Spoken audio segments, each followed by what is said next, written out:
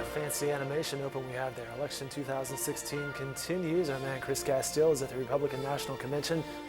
It concludes today, Thursday, in Cleveland, and he joins us via Skype. Chris, how are you, sir? I'm doing great. Thanks, Dave. Well, it's been, if nothing else, entertaining and something interesting to watch all week long, and it just seems like it just keeps going and going. And last night, the buzz was around U.S. Senator Ted Cruz. Would he not endorse the presumptive nominee and now the Republican presidential candidate, Donald Trump? And he did not. He did not. And it caused quite a stir on the floor of the convention last night. It was, you and I talked, the last couple of weeks getting ready for these things. How many of you been to, about, and I've been pretty jaded about them, talked about how scripted they are. And, it's just one speech after another saying the same old thing. And generally they are. I wasn't distorting that. But last night was really interesting. I've never seen anything like that where, it was just so much of the crowd. I mean, I can't say majority. I can't say how many people, but it was really loud yelling at Ted Cruz. I was going to ask you about that because I was thinking last night as I was watching it, well, Chris has been to 14 of these. And everything in the internet age is, this is the best ever. You won't believe number 3 on this list. Yeah. But contextually, from what you've seen over the past, 2 or 3 decades covering this stuff, did it kind of stand out? I've never seen anything like it. I've never seen that happen. I think I was trying to, convey on Tuesday without totally dismissing, totally dismissing the rule fight on Monday. That got a lot of headlines or, taglines, chaos erupts on the floor. That was pretty routine stuff. That's, and a lot of the delegates that I've talked to up here agreed with me. That was totally overblown. That's a fight over the rules. It's really inside baseball stuff. And people tried to attach much more meaning to that than there really was. But last night was extraordinary. Like I said, I've never seen most of the delegates, however many it was, screaming at the speaker, endorse Trump. I talked to a lot of the Oklahoma delegates last night and this morning about it, and most of them were very, very disappointed in what Cruz did. Thought it was political suicide, and just thought it was, untoward of him to take the speaking slot and not endorse. Not like you've got to sign some contract. If I take a speaking slot, I'm going to endorse the nominee. But it's just kind of one of those unspoken things. And, a couple of them said to me, look, you don't even have to say his name, actually, but just get there somehow. Say, I'm a loyal Republican. I'm going to vote for the nominee, if you don't want to say it. But he wouldn't even go there. So, I think there was a lot of speculation this morning that the whole thing was kind of organized by Trump people on the floor of the arena going around to the state delegations and saying, boo him, or yell, endorse Trump, because there was a mixture of both, I should say. It wasn't all boos. There was a lot of people shouting, endorse him or endorse Trump. And the Oklahoma people, every more than a dozen that I talked to said they didn't see anything like that, at least over on their side of the convention hall, that wasn't ginned up. There's a delegate I've known for a very long time from Oklahoma City, a guy named Rod Moselle. And he said it started out with just a few people and then just grew into that, that loud cacophony of voices we heard last night.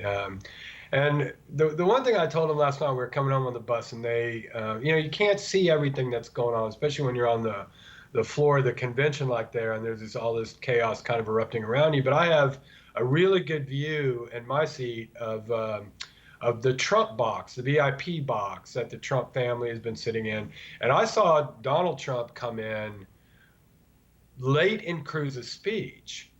And, almost every time that happens, when somebody really important, especially the nominee, comes in, people on the floor know about it, and they all turn around and watch him. And they did that last night while Cruz was still speaking. In effect, literally turning their backs on Ted Cruz while he was speaking, while all these other people are screaming at him to endorse and boo. They turn around, they're looking at Trump come in. Well, Trump wouldn't have come in. If Cruz was going to endorse him, Trump would have interrupted his speech, knowing that a bunch of people would turn around, a lot of the focus would turn to him. So the point being there that Trump knew obviously he knew Cruz wasn't going to endorse him, and he was part of that entrance into his VIP box during Cruz's speech was part of the disruption of Cruz's speech. It was interesting to watch. We had former Speaker Newt Gingrich basically doing a little damage control. He went off script and addressed Senator Ted Cruz's comments. As he followed him later in the night, Indiana Governor Mike Pence accepted the vice presidential nomination. And Chris, I'll ask you about Harold Hamm. He also spoke last night. He has been tied perhaps to some reports as a potential Secretary of Energy. I guess so. All I saw is the one by Reuters speculating that he might be Secretary of Energy, which is somewhat head scratching. I would say this about the Secretary of Energy: it doesn't have much to do, if anything, with domestic oil drilling. I mean, it's just not something they actually wait. That sounds weird for me to say that, but it's actually the truth. There's just really not much for whatever Harold Hamm wants to, and the other people who hate the Obama administration want to talk about all these regulations that have come out of the Obama administration about oil drilling. The ones that have been proposed, they come out of the Interior Department because the Interior Department controls public lands. So if there's oil drilling on public lands, and there is some, not, Harold Hamm isn't doing any of it. For the most part, he's drilling in North Dakota, and that's all private land. But so anyway, and who would want that job? I mean, it's such an obscure thing. The thing that probably the current energy secretary is most known for is being involved in the Iranian nuclear deal, and that is a big part of their energy department nuclear. But I don't know, why would he even take it? Harold Hamm dealing with the federal bureaucracy, it sounds ludicrous to me, actually. This is part of the reporting that Chris has been doing from Cleveland all week long. What we've mentioned so far, he has reported already in depth. You can find those stories online at newsok.com. You could also pick up a newspaper. It's in the Oklahoman as well. Chris, let's move forward tonight. Later on, we'll hear from Donald Trump. But before that, Governor Mary Fallin, the Oklahoma governor, will speak. She's been in high demand this week, hasn't she? She really has. I mean, I was in Tampa in 2012, and she spoke then. And I know that she was, kind of making the rounds then among some of the various groups. But yeah, she really has, had a pretty big role to play in this convention. She was the co-chair of the platform committee and spoke a little bit on Monday in when they were presenting the platform. That was a Monday afternoon session. So she's already spoken. And then she's getting a primetime speech on the same night as Donald Trump is accepting the nomination and giving his acceptance speech. So there will be a lot of eyeballs on Mary Fallin tonight. Of course, she had some mention, some speculated in the national media that she might be on Donald Trump's shortlist. Of course, she wasn't selected as his running mate, but she told me that yesterday that she was told that she was on the short list, so she never really was ever asked for detailed financial personal information, which means that she was never seriously vetted for it. But she thought it was great for her and Oklahoma, I think, just to be mentioned like that. And as you have reported online at newsok.com and in the Oklahoman, Governor Fallin expected to have about a 6-minute slot tonight. That's what she said. Yeah, which is that's a lot. It's a healthy amount. I want to say Senator Ted Cruz had about that amount last night, but he went a little bit longer. I think he stretched it into almost 25 minutes, which was plenty.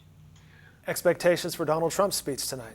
I expect a disciplined speech, and that's what the delegates have been telling me this morning. I've been talking to the people who not just are Trump supporters, people who are on the Trump bandwagon early on in Oklahoma, and they hope and expect that it will be scripted and disciplined and hit the themes that they believe. The economy, the loss of manufacturing jobs here, immigration, national security. The things that they believe made Donald Trump successful in this cycle. That's what they want to hear, and they want to hear it in a like traditional, conventional way, I think. Probably looking forward to the monitors and the Jumbotron not going out tonight, as I think they did last night for a little bit. Yeah. In the midst of the Cruz speech, that was strange too. One last question for you, Chris. We'll get you out of here on this. Cleveland, how's Cleveland treating you? I love Cleveland. It has been so fun here. I mean, the people, I just can't say enough about how nice the people are. Um, a convention city, they really have to line up a lot of volunteers, basically to just kind of help the visitors get around. The logistics are really complicated sometimes because of security, just because people aren't familiar with the terrain. The hotels are really quite often a long way away from the arena. I think I told you earlier this week we're a good 20 minutes away from downtown Cleveland, but everything is run so smoothly, much more so than in Tampa 4 years ago, which was kind of a nightmare actually. That was, if I had to point to the single worst convention I've ever been to, it would be the Republicans in Tampa. But this one has just been the total opposite, and the city itself is great. It's very, like Oklahoma City. It's a, nice, very nice blend of the old and the new downtown. Lots of development. The transit is good. We went to a reception in Cleveland's Little Italy yesterday and drove through kind of the old core of Cleveland, which was beautiful. And of course, the Rock and Roll Hall of Fame, which I could, stay for a weekend probably. It's just a really, really wonderful. It's been a great experience. Well, I saw the picture that you posted on Twitter. You can follow Chris on Twitter at NewsOKPolitics of you next to the Beatles drum kit there. That's good stuff. I got chills. I've been looking at that drum kit since I was, Right. before, probably around kindergarten.